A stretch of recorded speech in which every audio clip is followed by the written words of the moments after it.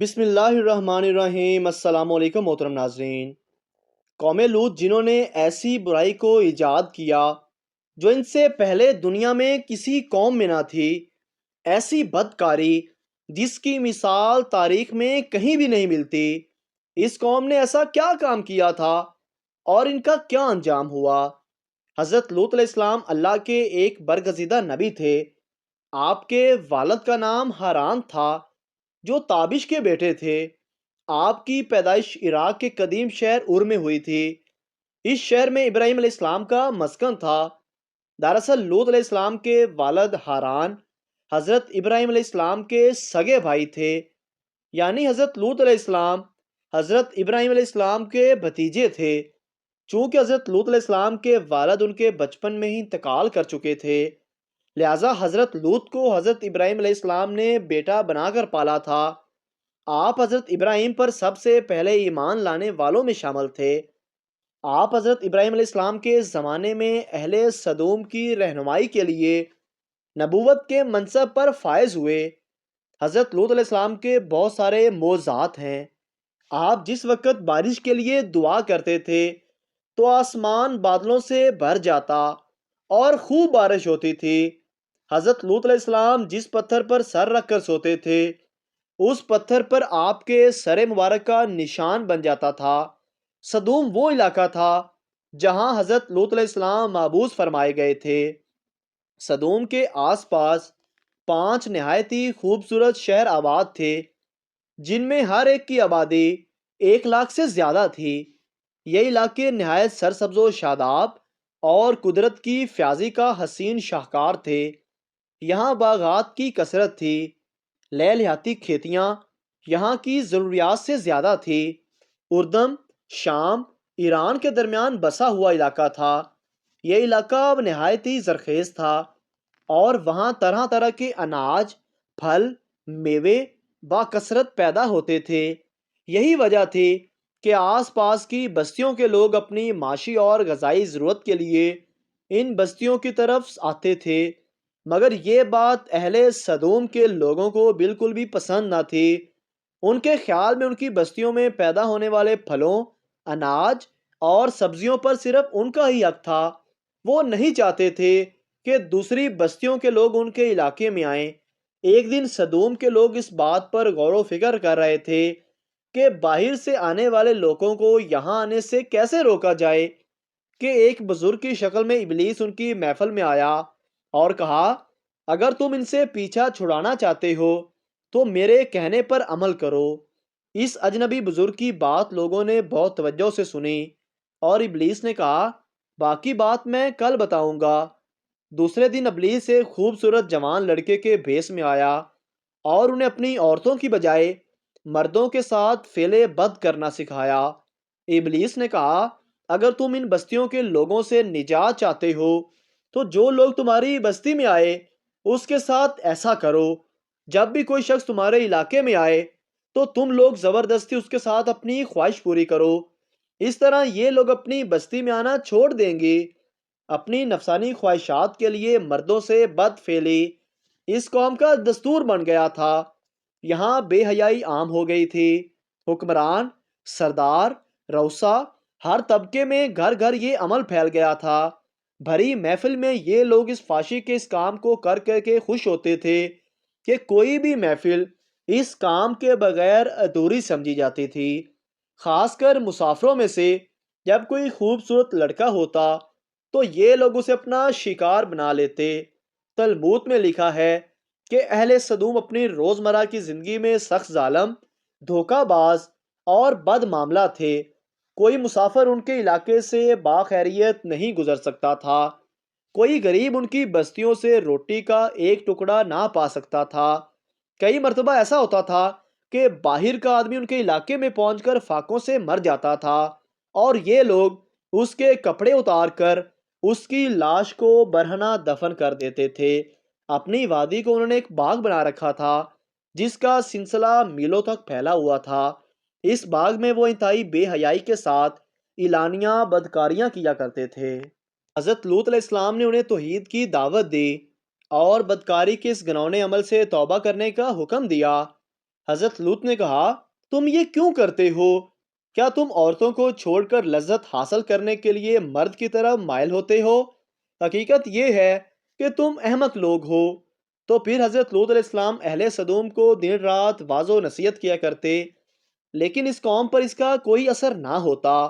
لہٰذا ایک دن اہل سدوم نے خود ہی عذاب الہی کا مطالبہ کر دیا۔ اللہ تعالیٰ نے اب تک ان کے اس بدترین عملے فحاشی اور اس بدکاری کے باوجود ڈیل دے رکھی تھی، لیکن جب انہوں نے حضرت لوط علیہ السلام سے کہا، اگر تم سچے ہو تو ہم پر عذاب لے آؤ، لہٰذا ان پر عذاب الہی کا فیصلہ ہو گیا۔ اللہ نے اپنے خاص فرشتوں کو دنیا کی طرف روانہ کر دیا۔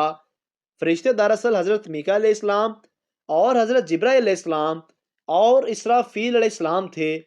پھر یہ فرشتے حضرت لوط علیہ السلام کے گھر تشریف لے آئے۔ حضرت لوط نے جب ان خوبصورت نوعمر لڑکوں کو دیکھا تو سخت گھبراہٹ اور پریشانی میں مبتلا ہو گئے۔ انہیں یہ خطرہ محسوس ہونے لگا کہ اگر ان کی قوم نے لوگوں نے دیکھ لیا تو نہ جانے وہ ان کے ساتھ کیا سلوک کریں گے۔ حضرت لوط کی بیوی کا نام وائلا تھا۔ اس نے آپ پر ایمان نہیں لایا تھا۔ وہ دراصل منافقہ تھی، وہ کافروں کے ساتھ تھی۔ لہٰذا اس نے جا کر اہل سدوم کو یہ خبر دے دی کہ لوط کے گھر دو نوجوان لڑکے مہمان ٹھہرے ہوئے ہیں۔ یہ سن کر بستی والے دوڑتے ہوئے حضرت لوط کے گھر پہنچے۔ حضرت لوط نے کہا، یہ جو میری قوم کی لڑکیاں ہیں یہ تمہارے لیے جائز اور پاک ہیں، اللہ سے ڈرو، مجھے میرے مہمانوں کے سامنے رسوا نہ کرو۔ کیا تم میں سے کوئی بھی شائستہ آدمی نہیں؟ حضرت لوط علیہ السلام کی بات سن کر وہ لوگ بولے، تم بخوبی واقف ہو کہ ہمیں تمہاری بیٹیوں سے کوئی حاجت نہیں، اور جو ہماری اصل چاہت ہے اس سے تم بخوبی واقف ہو۔ قوم لوط کے شرمسار جواب سے اندازہ لگایا جا سکتا ہے کہ وہ فعل بد میں کس حد تک مبتلا ہو چکے تھے۔ حضرت لوط علیہ السلام کی قوم ان کے گھر کی طرف دوڑتی ہوئی آئی تو حضرت لوط علیہ السلام نے گھر کے دروازے بند کر دیے اور ان نوجوانوں کو ایک کمرے میں چھپا دیا۔ ان بدکار لوگوں نے آپ کے گھر کا گھیراؤ کیا ہوا تھا۔ ان میں سے کچھ لوگ گھر کی دیوار پر چڑھنے کی کوشش کر رہے تھے۔ حضرت لوط علیہ السلام اپنے مہمانوں کی عزت کے خیال سے بہت زیادہ گھبرائے ہوئے تھے۔ فرشتے یہ سب منظر دیکھ رہے تھے۔ جب انہوں نے حضرت لوط علیہ السلام کی بے بسی اور پریشانی کا یہ عالم دیکھا تو حقیقت سے پردہ اٹھاتے ہوئے یوں فرمایا، اے لوط، ہم تمہارے رب کے بھیجے ہوئے فرشتے ہیں، یہ لوگ ہرگز تم تک نہیں پہنچ سکیں گے۔ ابھی کچھ رات باقی ہے تو اپنے گھر والوں کو لے کر چل دو اور تم میں سے کوئی شخص پیچھے مڑ کر نہ دیکھے۔ اہل سدوم حضرت لوط علیہ السلام کے گھر کا دروازہ توڑنے پر بازید تھے کہ حضرت جبرائیل علیہ السلام نے گھر سے باہر نکل کر اپنے پر کا ایک کونا انہیں مارا، جس سے ان کی آنکھوں کے ڈیلے باہر نکل آئے اور بصارت ظاہر ہو گئی۔ ایک خاص عذاب ان لوگوں کو پہنچا جو حضرت لوط علیہ السلام کے پاس بدنیتی سے آئے تھے۔ حضرت لوط علیہ السلام حقیقت حال جان کر مطمئن ہو گئے اور اپنے گھر والوں کے ساتھ رات کو ہی نکل پڑے، لیکن پھر بھی ان کی بیوی ان کے ساتھ تھی۔ لیکن کچھ دور جا کر وہ اپنی قوم کی خاطر واپس پلٹی اور قوم کے ساتھ جہنم واصل ہو گئی۔ صبح کا آغاز ہوا تو اللہ کے حکم سے حضرت جبرائیل علیہ السلام نے بستی کو اوپر سے اکھاڑ دیا، پھر اپنے بازو پر رکھ کر آسمان پر چڑھ گئے، یہاں تک کہ آسمان والوں نے بستی کے کتے کے بھونکنے اور مرغیوں کے بولنے کی آوازیں سنی۔ پھر اس بستی کو زمین پر دے مارا، جس کے بعد ان پر پتھروں کی بارش ہوئی۔ ہر پتھر پر مرنے والے کا نام لکھا ہوا تھا۔ جب یہ پتھر ان کو لگتے تو ان کے سر پاش پاش ہو جاتے۔ صبح سویرے تک یہ عذاب جاری رہا، پوری بستی کو نیست و نابود کر چکا تھا۔ قوم لوط کی ان خوبصورت بستیوں کو اللہ نے انتہائی بدبودار اور سیاہ جیل میں تبدیل کر دیا، جس کے پانی سے رہتی دنیا تک کوئی فائدہ نہیں اٹھایا جا سکتا۔ سمندر کے اس حصے میں کوئی جاندار، مچھلی، مینڈک وغیرہ زندہ نہیں رہ سکتے، اسی لیے اسے ڈیڈ سی یعنی بحر مردار کہا جاتا ہے، جو اسرائیل اور اردن کے درمیان واقع ہے۔